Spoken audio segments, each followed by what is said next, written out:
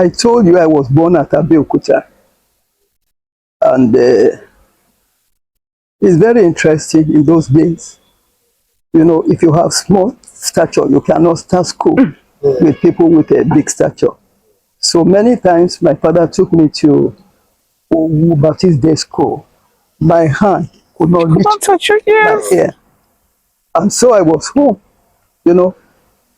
Each time they say, well, she's not ready, you know.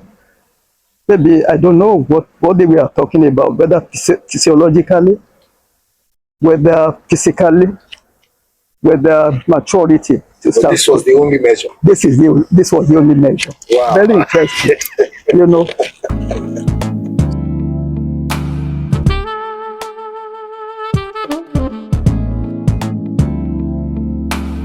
So like I was asking earlier, my last question for now, before I hand over to Adeayo, I just wanted to know, or I still want to know, what influenced your choice of career?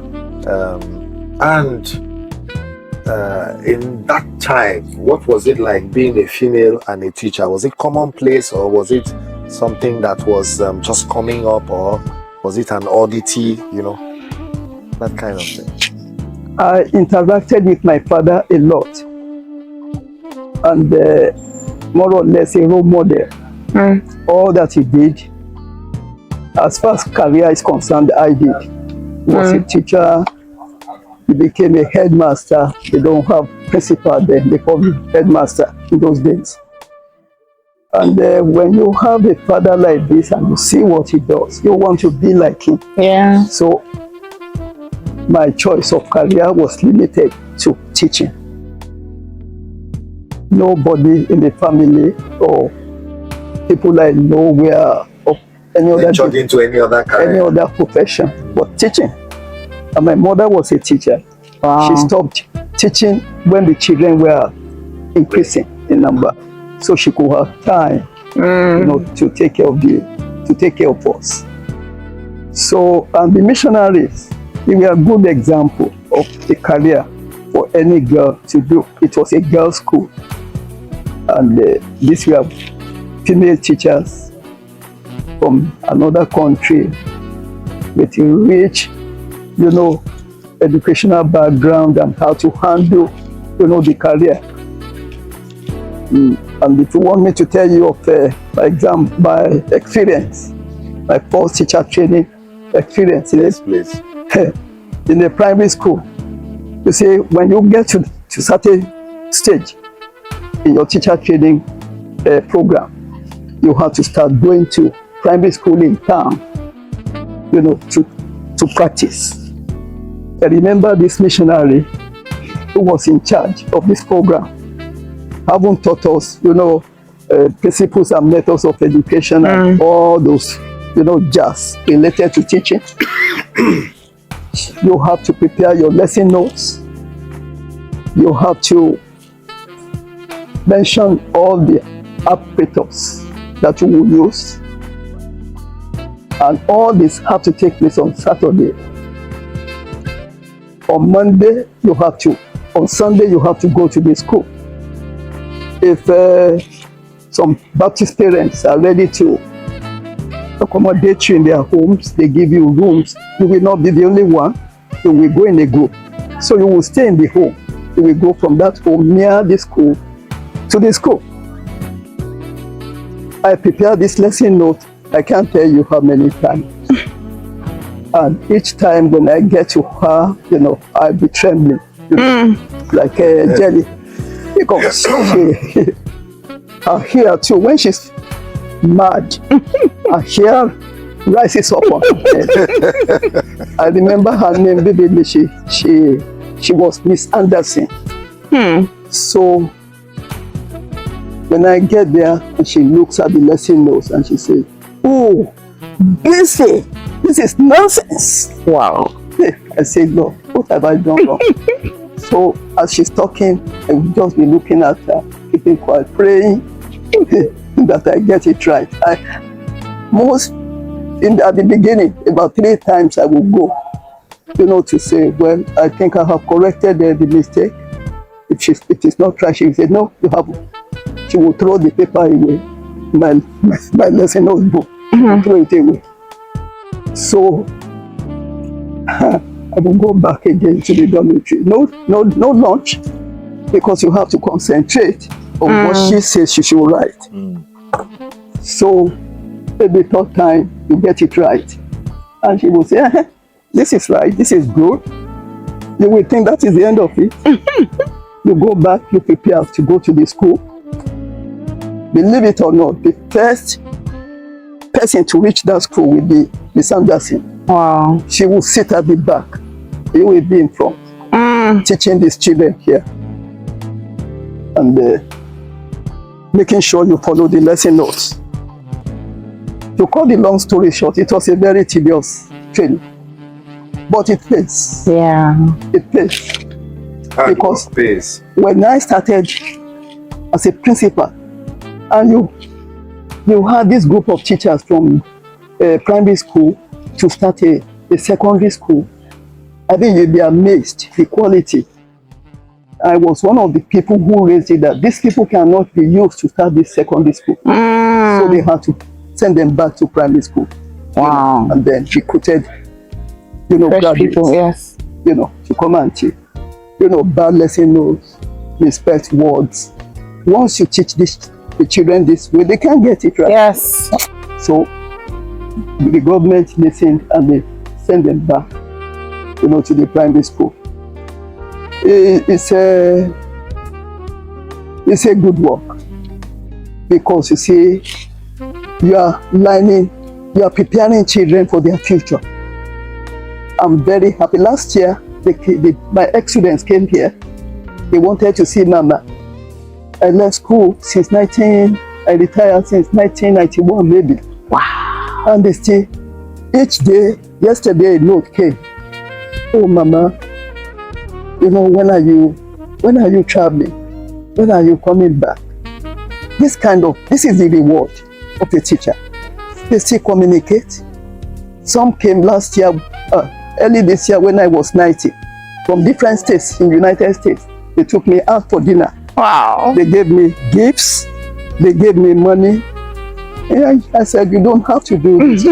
Oh, they say, Mama, if you hadn't prepared us well for life, we wouldn't be where we are. Yeah. This is the reward of our teachers when the work is well done. When the work is well done. I hope our teachers are listening. You see, it's not then or now. There shouldn't be difference in the preparation you give these children for life. It should be well. I always encourage, as a principal, I always encourage teachers, go to the assembly. You are standing in front of them. Look at each child. Smile. You don't know what the child that is in front of you is going through. Home, maybe no food, maybe parents worried, maybe there was no money for lunch today. If you have something extra, you notice that, give that child little money to go and get the lunch. You have food vendors bringing food. I said, it's part of your work, it's social work, it's education impartment. You want to help them to have a life. So, but you need people who are really dedicated to be teachers. Otherwise, it will be a disaster. I totally agree with you, ma. Some of those disasters I'm telling you. We'll get there. I'm sure you are itching. Oh, I'm itching because I almost feel like she's touched some of my questions, but I'm going to ask them anyway because I want teachers and school owners to actually pay attention to the things you're saying. You said teaching is like social work. That's a beautiful perspective to take it from. So you've taught in several institutions, ISI, Our Lady of Apostles. I want to ask, what are the core values that define the teaching profession in those days? At ISI, these are children from different countries, with different backgrounds, with wealthy parents. So, with the American children, they are already used to what I was teaching them. Because in the US, most of these women mothers, if they are graduates, they've gone through home economics. The children must have picked up some things. In their high school, they have home economics. They must have taught them, even blind schools. Before I left US, I visited a blind school teaching home economics. Wow. Blind children. I told these children in my country, blind people beg. They are beggars. They say, are you sure? I said, of course, they are beggars. But you are cooking. You walk back to your dormitory. You are conversing with me. You don't see my face, but we are enjoying the time we eat together. I said, this is really wonderful and spectacular. How far back was this, man? How many years ago was this, man? This would be 1960. Oh boy. Oh boy. Nigeria is better than that now. Oh boy. We're a lot better than that now. 1963. Yeah. I don't know. Wow. All right, ma'am. So you would say the core values while you were in ISI and Lady of Apostles, would you say they have changed the education system? Or okay, let me rephrase that. Having worked in both private and public schools, what differences stood out to you in the structure and commitment of learning? At ISI, that school is based on British American curricula. At Our Lady of Apostle, the Catholic school, the nuns, they are like the mission school I went to, working with all their strength. You can't say the education is not good. Within the limit of what they can afford, the teaching is good, or was good. It's still good, because before I became principal, I taught in a Lady of Apostles at Udona there, and it was good because of the nuns. They are very close. They still have their nunnery near the school. Some of them we are also taking. Also, they are members of the staff. We interact. Wednesday they will serve us akara. From the kitchen, we will eat it together, though a little peppery for them, but we will joke and laugh. Pepper. And they understand what we are saying. So they ask for water and water and water. But every Wednesday this happens. Interaction, the social, interaction with everybody. It was fun. Okay. So the two, I will balance the educational system within the limits of their resources. No difference. Okay. International school, no evidence of where the food, they will eat not what we can afford. And teachers ate with the students. The food was good. The meat from New Zealand. How many co-homes can order meat from New Zealand? Go to Chelalams or Chandler to buy meat from New Zealand. The food was very good. There are extracurricular activities. At that Catholic school, I didn't see much of that extracurricular activities, except Christmas, when we will rehearse for the Christmas program and we'll go to church to sing Christmas song and all that. But over there at international school, there are extracurricular activities, and a lot of money is pumped to most of the programs there.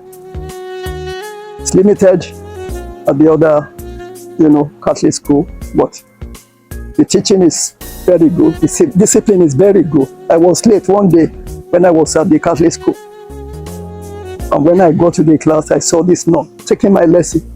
Whoa. Standing in front of the children. I mean, she didn't say anything after I got inside the room, after I reached, the classroom.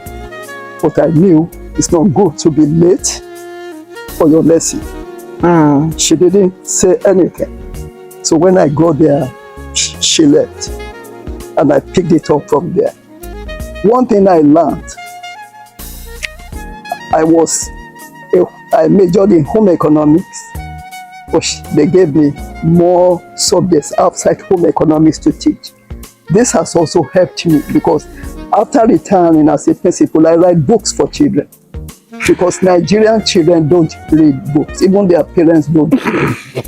And I've produced about 9 books, and by university Press publishing company, published them. I get royalty from these books. All right, ma'am. So I from that I heard that one of the core values in those days in the education system was discipline. Okay, that's good. You also worked with the Liberian Ministry of Education. Yes. Yes. In Liberia. In Liberia. How did that international experience broaden your view of African education? In Liberia, it was like Nigerian educational system. Okay. And a lady was there, Miss Bikes, my boss. She came from Sierra Leone. If you know that Sierra Leone and Nigeria have so much in common. So there, the educational system was like ours, but a bit lower there than Nigeria. Low, I don't know what obtains now. It was a bit lower than here, than Nigeria. But now, I wouldn't know the difference. Yeah.